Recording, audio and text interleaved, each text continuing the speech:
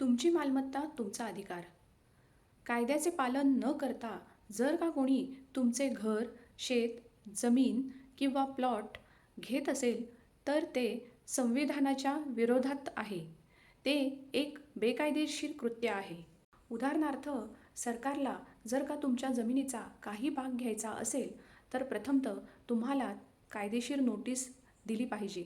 त्यानंतर पंचनामे, मोजमाप, योग्य कागदपत्र यांची पूर्तता केल्यानंतर तुम्हाला योग्य ती भरपाई देणे आवश्यक आहे.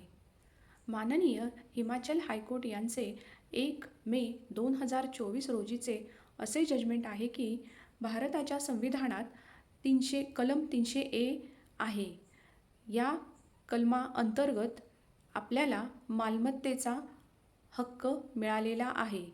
तो हक्क एक संविधानिक हक्क आहे. त्यामुळेच कोणत्याही व्यक्तीच्या घरावर किंवा जमिनीवर सरकार किंवा कोणतीही संस्था बेकायदेशीरपणे कब्जा करू शकत नाही.